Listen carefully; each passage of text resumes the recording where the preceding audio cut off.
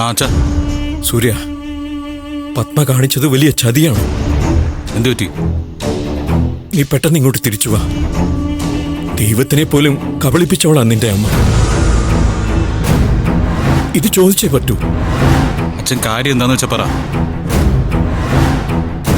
ഞാനിപ്പോ പൂജാമുറിയിൽ പോയിരുന്നു. അവിടെ ഭസ്മത്തട്ടിന്റെ അടുത്ത് നറുക്കെടുത്തത് ഞാൻ വെറുതെ ഒന്ന് തുറന്നു നോക്കി. എടാ, അതിലും എഴുതിയിരിക്കുന്നത് നന്ദിനി വരില്ല എന്ന് തന്നെയാ. അത്രേ ഉള്ളൂ. 2 നിറക്കിലും അത് തന്നെയാണ് എഴുതിയിരിക്കുന്നതെന്ന് എനിക്കറിയായിരുന്നു അച്ഛാ. സൂര്യ, അതെ അച്ഛാ. അമ്മയെ കൊണ്ട് അങ്ങനെ ചെയ്യിച്ചത് നന്ദിനി ഒരിക്കലും തിരിച്ചു വരില്ല എന്നുള്ള വിശ്വാസം കൊണ്ട് തന്നെയാ. പക്ഷേ എന്റെ വാക്ക് ഇപ്പോഴും ബാക്കി കിടക്കുന്നുണ്ട്. നാളെ നേരം വെളുത്ത് കേക്ക് കട്ട് ചെയ്യുന്നതിന് മുമ്പ് നന്ദിനിയെ ഞാൻ കൊണ്ടുവന്നിരിക്കും. നന്ദിനിയെ തട്ടിക്കൊണ്ടുപോയവർ ഇപ്പൊ എന്നെ വിളിച്ചിരുന്നു അച്ഛാ. എന്താ നീ പറഞ്ഞത്?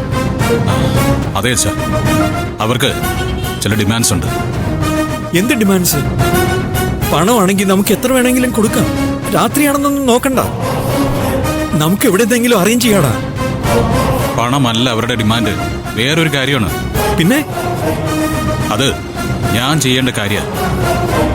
സൂര്യ, നീ കാര്യം തുറന്നു പറ. അച്ഛാ, ഇത് എന്നെ കൊണ്ട് ചെയ്യാൻ പറ്റുന്ന കാര്യമാണ്. അത് ഞാൻ പൂർത്തിയാക്കാം. എന്തായാലും താന്നിയൂരമ്മയുടെ മുമ്പിൽ കള്ളക്കളി നടത്തിയത് പോലും ഈ ഫംഗ്ഷൻ നടത്താൻ തീരുമാനിച്ചിട്ടല്ലേ? നടക്കട്ടെ. നീ അച്ഛൻ ഫംഗ്ഷനിൽ പങ്കെടുത്തോളൂ, ഞാൻ വരാം. അവര് പറഞ്ഞ ടാർഗറ്റ് നാളെയാ. എങ്കിൽ നീ പെട്ടെന്ന് തിരിച്ചു വാ. ഇവിടെ ആരൊക്കെയോ വന്നു തുടങ്ങിയിട്ടുണ്ട്. വരാച്ച. പത്മാ മേഡത്തിന്റെ ആഘോഷങ്ങൾ എനിക്കൊന്ന് നേരിട്ട് കാണണം. അച്ഛൻ ഫോൺ വെച്ചോ. ആ പിന്നെ അച്ഛാ, എന്താടാ? ആ നറുക്കിന്റെ കാര്യം പറഞ്ഞ് അമ്മയോട് ബഹളം വയ്ക്കാൻ നിൽക്കണ്ട. എല്ലാം കഴിഞ്ഞതിന് ശേഷം നമുക്കത് ചോദിക്കാം. ശരി ശരി അച്ഛാ.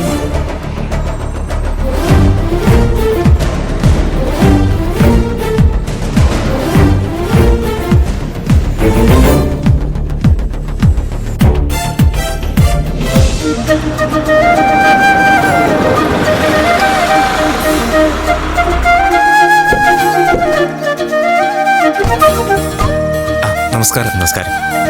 വരണം. അകത്തേക്ക് പോകണം സാർ.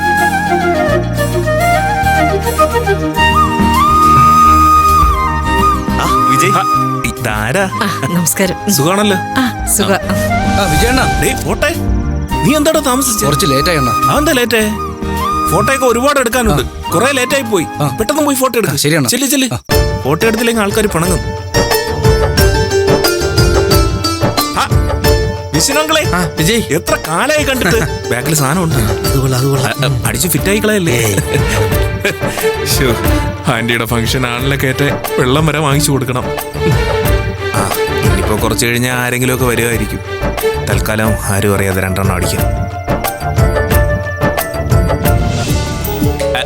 അടി എങ്ങനെയുണ്ട്? നന്നായിട്ടുണ്ട്. അല്ല, ഇതൊക്കെ എങ്ങനെ ഒപ്പിച്ച്? അതൊക്കെ വിജയുടെ മിടുക്കല്ലേ.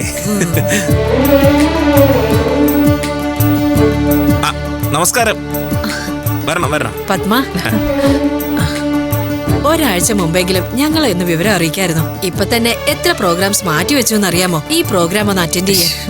സോറി സുധീഷ്, ഇതെല്ലാം പെട്ടെന്ന് തീരുമാനിക്കായിരുന്നു. അയ്യോ, ഞാനല്ല, എല്ലാം ഈ മക്കളുടെ തീരുമാന. അല്ല, ഇന്ദ്രജ മാത്രമേ ഉള്ളോ? വേദി സൂര്യക്ക് എവിടെ? വേദ ടൂറിലാണ്. സൂര്യ ഓഫീസിലെ തിരക്കിലാണ്. അത് കഴിഞ്ഞാൽ അവൻ വരും. സുധന്റി, ഡാഡിയുടെയും മമ്മിയുടെയും വിവാഹ വാർഷികം ഒരു വിവാഹം പോലെ തന്നെ നടത്താനാണ് ഞങ്ങൾ തീരുമാനിച്ചിരിക്കുന്നത്. അതുകൊണ്ടാ ഇന്ന് നാളെയും ഫംഗ്ഷൻ വെച്ചിരിക്കുന്നത്.